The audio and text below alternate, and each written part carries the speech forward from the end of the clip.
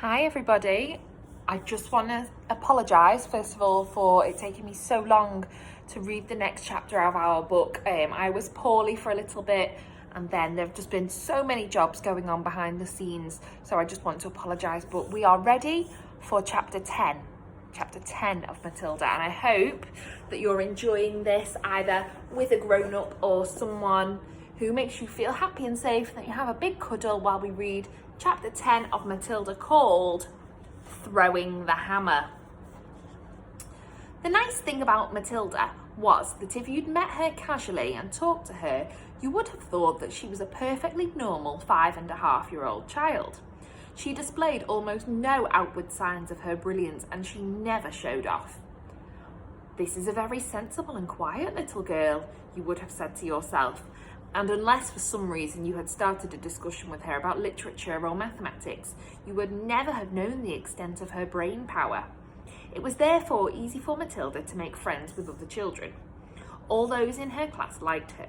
They knew, of course, that she was clever, because they had heard her being questioned by Miss Honey on the first day of term. And they knew also that she was allowed to sit quietly with a book during lessons and not pay attention to the teacher. But children of their age do not search deeply for reasons. They are far too wrapped up in their own small struggles to worry overmuch about what others are doing and why. Among Matilda's newfound friends was the girl called Lavender. Right from the first day of term, the two of them started wandering about together during the morning break and in the lunch hour. Lavender was exceptionally small for her age, a skinny little nymph with deep brown eyes and with dark hair that was cut in a fringe across her forehead. Matilda liked her because she was gutsy and adventurous. She liked Matilda for the same reasons. Before the first week of term was up, awesome tales about the headmistress, Miss Trunchbull, began to filter through to the newcomers. Matilda and Lavender, standing in a corner of the playground during morning break on the third day of school, were approached by a rugged 10-year-old with a boil on her nose called Hortensia. "New scum, I suppose," Hortensia said to them, looking down from her great height. She was eating from an extra large bag of potato crisps and digging the stuff out in handfuls. "Welcome to Borstal," she added, spraying bits of crisp out of her mouth like snowflakes. The two tiny ones, confronted by this giant, kept a watchful silence. "Have you met the Trunchbull yet?"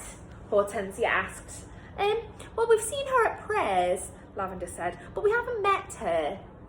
"Oh, you've got a treat coming to you," Hortensia said. "She hates very small children. She therefore loathes the bottom class and everyone in it. She thinks 5-year-olds are grubs that haven't yet hatched out." In went another fistful of crisps, and when she spoke again, out sprayed the crumbs. "If you survive your first year, you may just manage to live through the rest of your time here, but many don't survive. They get carried out on stretchers screaming. I've seen it often." Hortensia paused to observe the effect these remarks were having on the two titchy ones. Not very much. They seemed pretty cool. So on the large, one decided to regale them with further information. That means tell them some more. "I suppose you know the Trunchbull has a lock-up cupboard in her private quarters called the Chokey. Have you heard about the Chokey?" Matilda and Lavender shook their heads and continued to gaze up at the giant. Being very small, they were inclined to mistrust any creature that was larger than they, especially senior girls. "The Chokey," Hortensia went on, "is a very tall but very narrow cupboard. The floor is only 10 inches square, so you can't sit down or squat in it. You have to stand. And 3 of the walls are made with cement with bits of broken glass sticking out all over, so you can't lean against them. You have to stand more or less at attention all the time when you get locked up in there. It's terrible." "Can't you lean against the door?" Matilda asked. "Don't be daft," Hortensia said. "The door's got thousands of sharp, spiky nails sticking out of it. They've been hammered through from the outside, probably by the Trunchbull herself." "Have you ever been in there?" Lavender asked. "My first term, I was in there 6 times," Hortensia said. "Twice for a whole day and the other times for 2 hours each. But 2 hours is quite bad enough. It's pitch dark And you have to stand up dead straight, and if you wobble at all, you'll get spiked either by the glass on the walls or by the nails on the door. Why were you put in? Matilda asked. What had you done? The first time, Hortensia said, I poured half a tin of golden syrup onto the seat of the tray the Trunchbull was going to sit on at prayers. It was wonderful. When she lowered herself into the chair, there was this loud squelching noise, similar to that made by a hippopotamus when lowering its foot into the mud on the banks of the Limpopo River. But you're too small and stupid to have read Just So stories, aren't you? Oh, I've read them, Matilda said. You're a liar, Hortensia said amiably. You can't even read yet, but no matter. But when the Trunchbull sat down on the golden stirrup, the squelch was beautiful. And when she jumped up again, the chair was sort of stuck to the seat of those awful green breeches she wears, and came up with her for a few seconds until the thick stirrup slowly came unstuck. Then she clasped her hand to the seat of her breeches, and both hands got covered in muck. You should have heard her bellow. Bellow is another word for shout. But how did she know it was you? Lavender asked. A little squirt called Ollybog Whistle sneaked on me, Hortensia said. I knocked his front teeth out. And the Trunchbull put you in the chokey for a whole day? Matilda asked, gulping. All day long, Hortensia said. I was off me rocker when she let me out. I was babbling like a silly thing. What were the other things you did to get put in the chokey? Lavender asked. Oh, I can't remember them all now, Hortensia said. She spoke with the air of an old warrior who's been in so many battles that the bravery had become commonplace. It's all so long ago, she added, stuffing more crisp into her mouth. Yes, I can remember one. Here's what happened. I chose a time when I knew the Trunchbull was out of the way and asked to go to the bogs. That's another word for toilet, but it's not a very nice word. But instead of going there, I sneaked into the Trunchbull's room, and after a sneaky search, I found the drawer where she kept all of her gym shorts. Go on, Matilda said, spellbound. What happened next? Oh, see, I sent away by post, you see, for this very powerful itching powder, Hortensia said. It cost 50p a packet, and it was called the Skin Scorcher. The label said it was made from the powdered teeth of deadly snakes, and it was guaranteed to raise welts the size of walnuts on your skin. So I sprinkled this stuff inside every pair of shorts in the drawer, and then folded them all up again carefully. Hortensia paused to cram more crisps in her mouth. Did it work? Lavender asked. Well, Hortensia said, a few days later, during prayers, the Trunchbull suddenly started scratching herself all mad down on her legs. Aha! I said to myself, here we go. She's got change for gym already. It was a pretty wonderful thing to be sitting there watching it all and knowing that I was the only person in the whole school who realised exactly what was going on inside the Trunchbull's pants. And I felt safe too. I knew I couldn't be caught, and that's when the scratching got worse. She couldn't stop. She must have thought she had a wasp's nest down there in her shorts. And then, right in the middle of the prayers, she leapt up, grabbed her shorts, and rushed out of the room. Both Matilda and Lavender were enthralled. It was quite clear to them that at this moment they were standing in the presence of a master. Here was somebody who had brought the art of skullduggery to the highest point of perfection. Somebody, moreover, who was willing to risk life and limb in pursuit of her calling. They gazed in wonder at this girl. And suddenly, even the boil on her nose was no longer a blemish, but a badge of courage. But how did she catch you that time? Matilda asked, breathless with wonder. She didn't, Hortensia said, but I got a day in the chokey just the same. Why? They both asked. The Trunchbull, Hortensia said, has a nasty habit of guessing. When she doesn't know who the culprit is, she makes a guess at it. And the trouble is, she's often right. I was the prime suspect this time because of the golden syrup job, and although I knew she didn't have any proof, nothing I said made any difference. I kept shouting, well, how could I have done it, Miss Trunchbull? I didn't even know that you kept spare shorts at school. I didn't even know what itching powder is. I've never heard of it. But the lying didn't help me in spite of the great performance I put on. The Trunchbull simply grabbed me by one ear and rushed me to the chokey at the double and threw me inside and locked the door. And that was my second all-day stretch. It was absolute torture. I was spiked and cut all over when I came out. It's like a war, Matilda said, overawed. You're darn right it's like a war, Hortensia cried, and all the casualties are terrific. We are the Crusaders, the gallant army fighting for our lives with hardly any weapons at all. And the Trunchbull is the Prince of Darkness, the foul serpent, the fiery dragon, with all the weapons at her command. It's a tough life, and we have to try and support each other. You can rely on us, Lavender said, making her height of 3 feet 2 inches stretch as tall as possible. No, I can't, Hortensia said. You're only shrimps. But you never know, we might find a use for you one day in some undercover job. Tell us a bit more about what she does, Matilda said. Please do. Oh, I mustn't frighten you before you've been here a week, Hortensia said. You won't, Lavender said. We may be small, but we're quite tough. Listen to this then, Hortensia said. Only yesterday, the Trunchbull caught a boy called Julius Rotwinkle eating licorice all sorts during the scripture lesson, and she simply picked him up by one arm and flung him clear out of the classroom window. Our classroom is 1 floor up, and we saw Julius Rotwinkle go sailing over the garden like a frisbee and landing with a thump in the middle of the lettuces. Then the Trunchbull turned to us and said, from now on, anybody caught eating in this class goes straight out of the window. Did this Julius Rotwinkle boy break any bones? Lavender asked.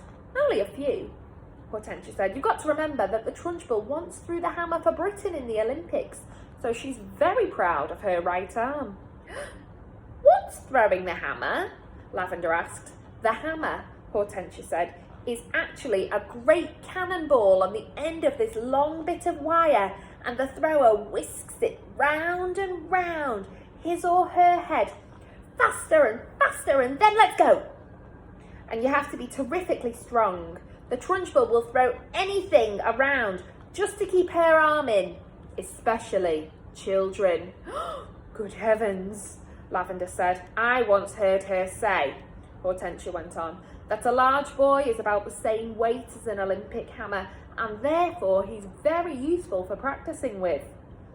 At that point, something strange happened. The playground, which up to then had been filled with shrieks and the sound of shouting children at play, all at once became as silent as the grave. Watch out, Hortensia whispered. Matilda and Lavender glanced around and saw the gigantic figure of Miss Trunchbull advancing through the crowd of boys and girls with menacing strides. The children drew back hastily to let her through, and her progress across the asphalt was like that of Moses going through the Red Sea when the waters parted. A formidable figure she was too, in her belted smock and green breeches. Below the knee, her calf muscles stuck out like grapefruits inside their stockings. Amanda Thripp, she was shouting. You, Amanda Thripp, come here. Hold your hats, Hortensia whispered. What's going to happen? Lavender whispered back. That silly girl, Amanda, Hortensia said, has let her long hair grow even longer during the holes, and her mother's plaited it into pigtails. Silly thing to do. Why silly? Matilda asked. Well, if there's any one thing the Trunchbull can't stand, it's pigtails, Hortensia said. Matilda and Lavender saw the giant green breeches advancing upon a girl of about 10 who'd had her hair plaited into golden pigtails hanging over each of her shoulders. Each one had a satin blue bow at the end, and it all looked very pretty. The girl wearing the pigtails, Amanda Thripp, stood quite still, watching the advancing giant. And the expression on her face was one of that you might find on a person who is trapped in a small field with an enraged bull that is charging flat out towards her. Look at poor Amanda Thripp. The girl was glued to the spot, terror-struck, pop-eyed, quivering, knowing for certain that the day of judgment had come for her at last. Miss Trunchbull had now thrown the had now reached the victim and stood towering over her. "I want those filthy hairs off you before you come back to school tomorrow," she barked. "Chop them off and throw them in the dustbin. Do you understand?" Amanda, paralysed with fright, managed to stutter.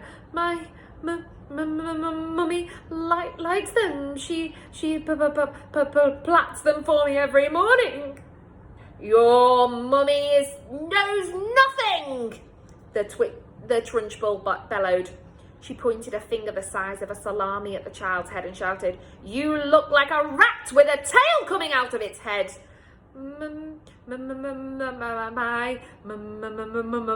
mummy thinks that I look lovely, Miss Trunchbull," Amanda stuttered, shaking like a blancmange, which is like a type of jelly.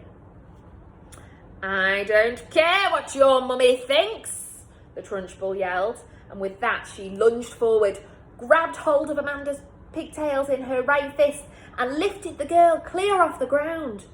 Then she started swinging her round and round her head, faster and faster. Amanda was screaming and the Trunchbull was yelling, "I'll give you these pigtails, you little rat!" "Shades of the Olympics," Hortensia murmured.